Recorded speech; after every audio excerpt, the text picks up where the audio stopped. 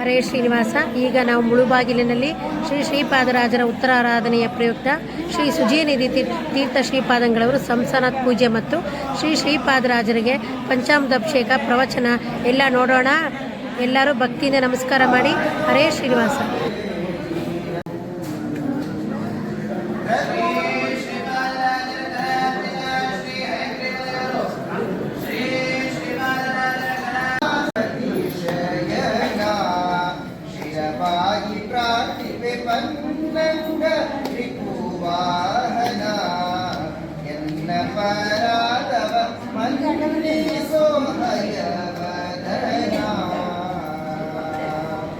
ವೈಕುಂಠ ಸದನ ವೈಕುಂಠ ಸದನ ನಿನ್ನನುಗ್ರಹ ಪೂರ್ಣ ಪಡೆದು ಧನ್ಯರಗಿಸಿದ ಮಾನ್ಯ ಮಾನವೇ ಪಾರ್ಥಪೂಜಿತ ಶ್ರೀಪಾದರಾಜರ ಸ್ವಪ್ನಸ್ಥ ಶ್ರೀ ರುಕ್ಮಿಣೀದೇವಿಯರು ಪಾರ್ಥಪೂಜಿತ ಶ್ರೀಪಾದರಾಜರ ಸ್ವಪ್ನಸ್ಥ ಶ್ರೀ ಸತ್ಯಭಾಮಾದೇವಿಯರು ಪಾರ್ಥಪೂಜಿತ ಶ್ರೀಪಾದರಾಜರ ಸ್ವಪ್ನಸ್ಥ ಶ್ರೀ ರಂಗವಿಠಲದೇವರು ಜಾಂಬವತಿ ಪಾರ್ಥಪೂಜಿತ ಶ್ರೀಪಾದರಾಜರ ಸ್ವಪ್ನಸ್ಥ ಶ್ರೀ ರಂಗವಿಠಲದೇವರು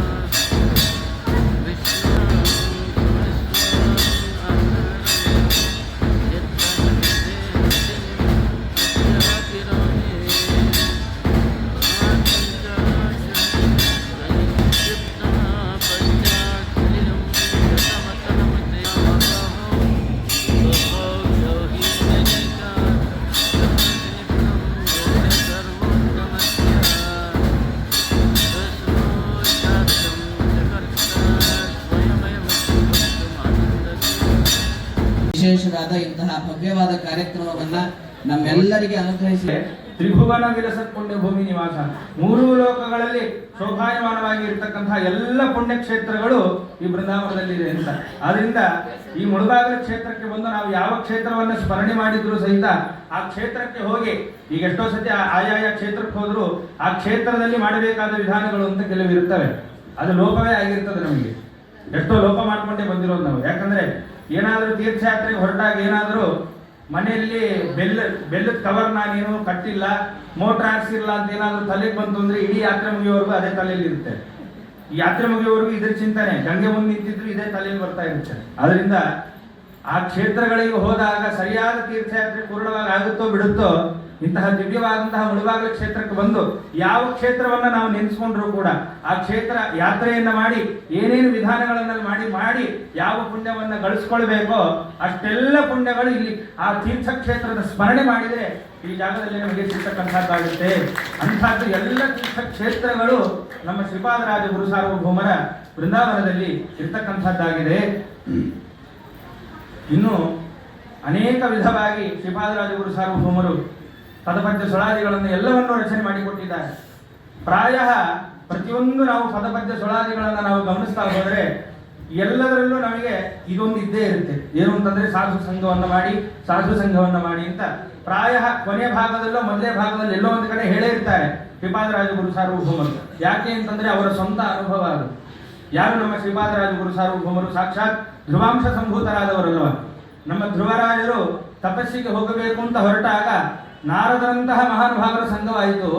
ಸಂಘವಾಗಿದ್ದಕ್ಕೆ ಅವರು ಮಾಡಿದ ಮಂತ್ರೋಪದೇಶದಿಂದ ಪರಮಾತ್ಮನ ದರ್ಶನವಾಯಿತು. ಯೋಂತ ಪ್ರವಿಶ್ಯ ಮಮವಾಚ ಮಿಮಾಂ ಪ್ರಸುಪ್ತ ಎನ್ನುವಂತಹ ಸ್ತೋತ್ರವೇ ಹೊರತಕ್ಕಂಥದ್ದಾಯಿತು. ಅಂದ್ರೆ ನಾರದರಂತಹ ಮಹಾನುಭಾವರ ಸಂಘ ನನಗೆ ದೊರಕಿದ್ದಕ್ಕೆ, ಅವರ ಶಿಷ್ಯ ನಾನಾಗಿದ್ದಕ್ಕೆ ನಾನು ಹೇಗೆ ಉದ್ಧಾರ ಆಗಿದ್ದೇನೆ ನೋಡಿ ಅನ್ನೋದನ್ನ ತಮ್ಮ ಅನುಭವವನ್ನೇ ಎಲ್ಲ ಜನರಿಗೆ ತಿಳಿಸಿಕೊಳ್ಳಿಕ್ಕೋಸ್ಕರವಾಗಿ ಅನೇಕ ದೇವರನಾಮಗಳಲ್ಲಿ ಒಂದಲ್ಲ ಎರಡಲ್ಲ ಅದರಲ್ಲಿ ಪ್ರಸಿದ್ಧವಾದದ್ದು ಗಂಗಾ ಜನಕ ಪಾಂಡುರಂಗ ನಿನ್ನಯ ಭಕ್ತರ ಸಂಘವೀರಲಿ ದುಷ್ಟರ ಸಂಘ ಬ್ಯಾಡ ಅಂಗನೇಯರ ಕೂಡಿ ಅನಂಗ ಬಾಧಗೆ ಸಿಲುಕಿ ಭಂಗವ ಪಡಲಾರೆ ಶ್ರೀರಂಗ ವಿಠಲ ಹರಿಯೇ ಇಟ್ಟಂಗೆ ಇರುವೆನು ಹರಿಯೇ.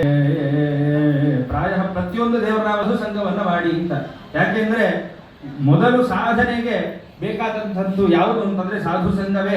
ಮೊದಲಲ್ಲಿ ನಾವು ಸೇರ್ಕೊಂಡ ಮೇಲೆ ತಾನೇ ಮುಂದಿಂದು ಅವರು ಹೇಳುವ ಉಪದೇಶವನ್ನ ಕೇಳಿದ ಮೇಲೆ ಮುಂದಿನ ಹೆಜ್ಜೆಯನ್ನ ಹಾಕ್ಲಿಕ್ಕಾಗುತ್ತೆ. ಆದ್ರಿಂದ ಯಾವುದೇ ಒಬ್ಬ ವ್ಯಕ್ತಿ ತಾನು ಸಾಧನೆಯನ್ನ ಮಾಡಬೇಕು ಅಂತಾದ್ರೆ ಆ ಒಂದು ಸಾಧು ಸಂಘವನ್ನ ಮಾಡ್ತಕ್ಕಂಥವರಾಗಬೇಕು.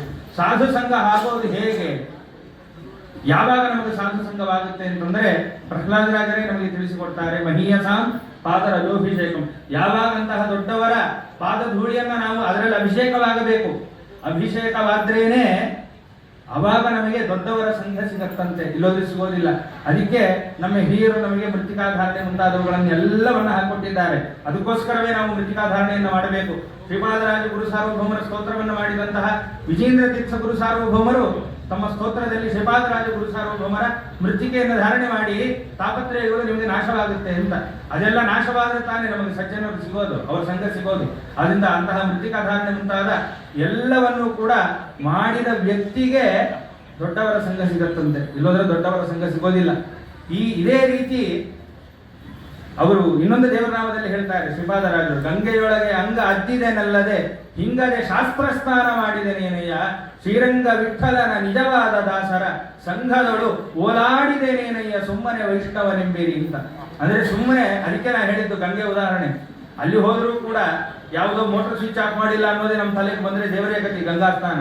ಅಲ್ಲಿ ಹೋಗಿ ಸುಮ್ಮನೆ ಸ್ನಾನ ಮಾಡುವ ಬದಲು ಮೊದಲು ಶಾಸ್ತ್ರ ಸ್ನಾನ ಮಾಡಬೇಕು. ಮೂರು ಲೋಕಗಳಲ್ಲಿದ್ದ ಪ್ರತಿಯೊಂದು ಪುಣ್ಯಕ್ಷೇತ್ರಗಳಲ್ಲಿ ವಾಸ ಮಾಡಿದಂತಹ ಫಲ, ನಿದ್ರೆ ಮಾಡಿದಂತಹ ಫಲ, ಪ್ರಸಾದ ಸ್ವೀಕಾರ ಮಾಡಿದಂತಹ ಫಲ ಅದು ನಮ್ಮೆಲ್ಲರಿಗೂ ಕೂಡ ಪ್ರಾಪ್ತವಾಗತ್ತೆ. ನಾವೇ ಭಾಗ್ಯವಂತರು ಅಂತ ಹೇಳಿ ಈ ಸಭಾಮುಖವಾಗಿ ನಾವೆಲ್ಲರೂ ಕೂಡ ಶ್ರೀಪಾದರಾಜರಿಗೆ ಅನಂತಾನಂತ ವಂದನೆಗಳನ್ನ ಸಮರ್ಪಣೆ ಮಾಡಿದ್ದ ಪ್ರಾತಃ ಕಾಲದ ಈ ಉತ್ತರಾರಾಧನೆಯ ಈ ಸಭೆಯನ್ನ ಇಲ್ಲಿಗೆ ಶ್ರೀಪಾದಂಗಳವರು ಉಪಾಸ್ಯ ಮೂರ್ತಿಗೆ ಸಮರ್ಪಣೆಯನ್ನ ಮಾಡ್ತಾ ಇದ್ದಾರೆ ಅಂತ ಹೇಳ್ತಾ ಶ್ರೀಕೃಷ್ಣಾರ್ಪಣಮಸ್ತು. ಹರೆಯೇ ನಮಃ.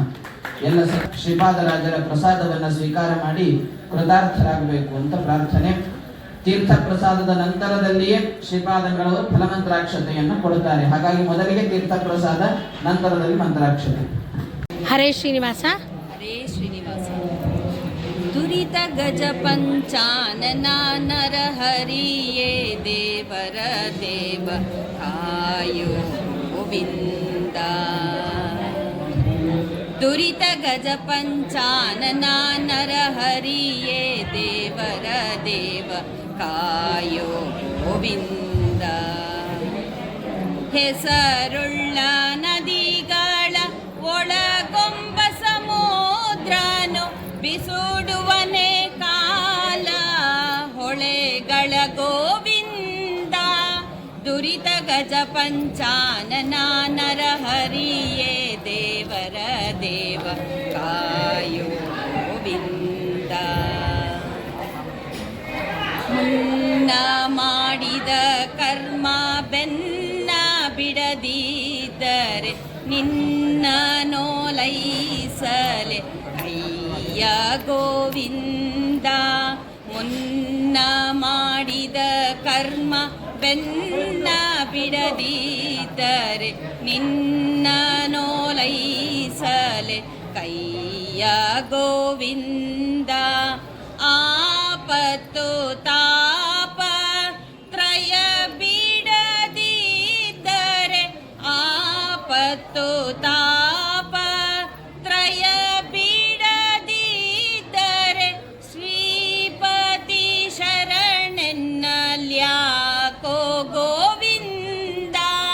ದುರಿತ ಗಜ ಪಂಚಾನನ ನರ ಹರಿಯೇ ದೇವರ ದೇವ ಕಾಯೋ ಗೋವಿಂದ. ಅರಸು ಮುಟ್ಟಲು ದಾಸಿ ರಂಬೆಯಾದಳು ದೇವ, ಪರುಷ ಮುಟ್ಟಲು ಲೋಹ ಸ್ವರ್ಣ ಗೋವಿಂದ.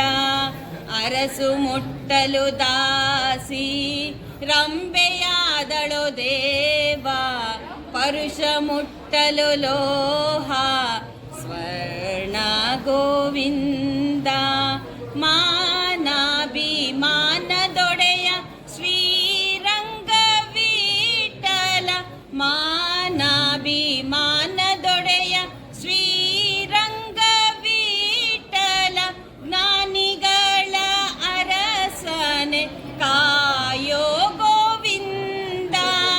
ದುರಿತ ಗಜ ಪಂಚಾನನ ನರ ಹರಿಯೇ ದೇವರ ದೇವ ಕಾಯೋ ಗೋವಿಂದ.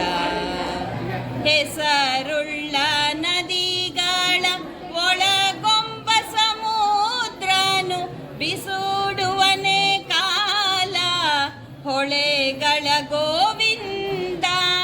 ದುರಿತ ಗಜ ಪಂಚಾನನ ನರ ಹರಿಯೇ ದೇವರ ದೇವ ಕಾಯೋ ಗೋವಿಂದ.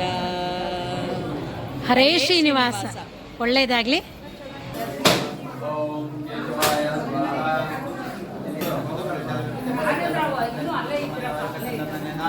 ವಾಸಂತಿ ಬರ್ತೀವಿ.